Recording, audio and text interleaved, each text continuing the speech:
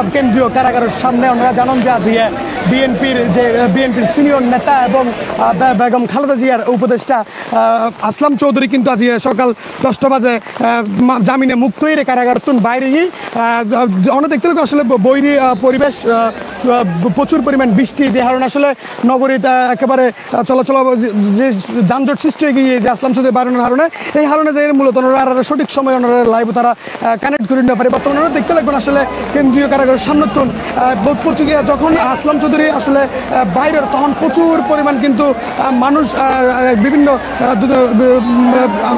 মানুষজন এবং দলীয় নেতাকর্মীও কিন্তু ভিড় করে গিয়ে এবং প্রচুর পরিমাণ নেতাকর্মীও এসেছিল তারা উষ্ণ অভিনন্দন জানাই এবং আরও জানিতে পারি যে ইতুন গাড়ি বহল কিন্তু আসলাম চৌধুরী যাবিগুই তার গ্রামের বাড়ি সীতাকুণ্ডুর মিকে এবং এছাড়াও অন্যরা একটু করে হইলে আসলে আসলাম চৌধুরীর মোট মামলা আছিল প্রায় ৭৬ জ্ঞান মামলা তো জামিনের বাইরে কিন্তু আজ ইয়াতে মুক্তই দীর্ঘদিন পর মূলত ওর যে মামলা তোর মূলত গ্রেপ্তার দাহিল মামলা কেন 2016 সালত ইসরায়েলের মোসাদের একজন সদস্য, ওই সদস্য যোগ সদস্য করি সরকার পতনের চেষ্টা করি এই মামলাত কিন্তু পুলিশ বাদে মামলা করছিল।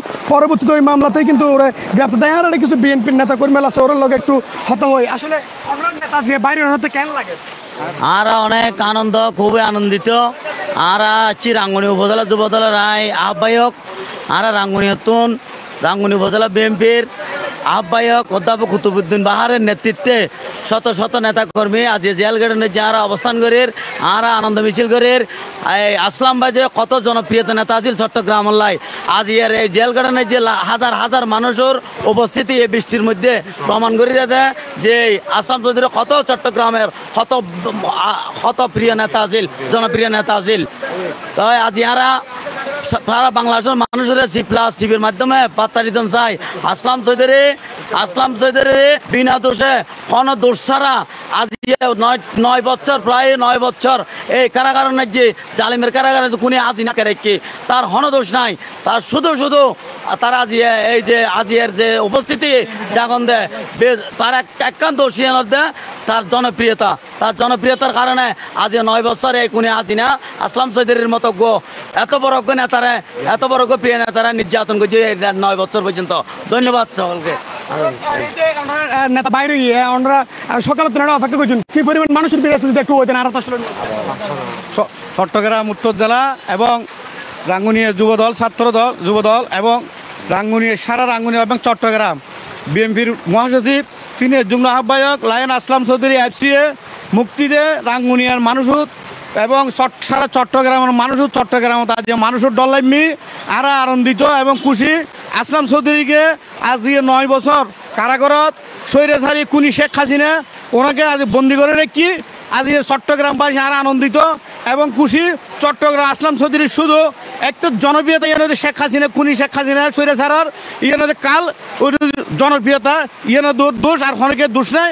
ওগো সাদা সিধু নিডল ক্লিন মানুষ, ওগো রাজনীতিবিদ, ওগো FCA ওর অন্যায় অত্যাচার করে নির্যাতন বন্দি করে রেখে আজ 9 বছর এরা তীব্র নিন্দা প্রতিবাদ জানায় খুনি হাসিনার বিরুদ্ধে। ধন্যবাদ। দর্শক আসলে জানালে শুধু এই মুহূর্তে কিন্তু আসলাম চৌধুরী তার গ্রামের বাড়ি সীতাকুণ্ডুর পথত আছে। বর্তমানে যতটুকু জানতে পারলাম ও সিটিগেট ফারির কিন্তু ওর গ্রামের বাড়ি মিকে যার এবং প্রথমে যাই ওর কিন্তু বাপ মার খবর জিয়ার ধরিব পরবর্তী সময়ে যাই ও তার বাড়িতে ফুসিবুক। তবে এখনো পর্যন্ত যে বহুত নেতা কর্মী এখনো পর্যন্ত কারাগারের সামনে আইয়ের যারা আসলে বৃষ্টির লাগে আইনও পারে তারাও আইয়ের অন্ততপক্ষে এতটুকু যে সান্ত্বনা দিবেন যে তারা নেতার সাইকো এসেছিল ইয়েন লেভেল হলো তারা আইয়ের এখনো পর্যন্ত তারা কিছুক্ষণ পর দেহির বিভিন্ন গাড়ি বহরে কিন্তু বিএনপির নেতা কর্মী আসতে দেহির। এছাড়াও অন্যরা আরেকটু করে যদি হইলাহি যে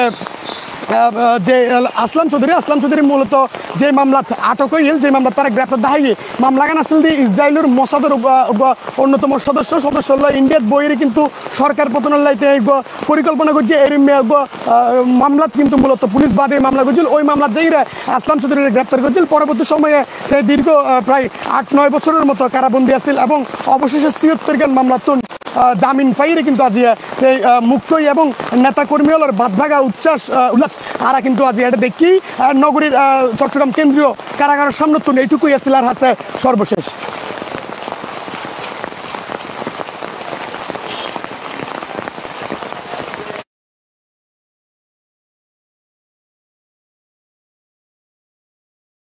ভাই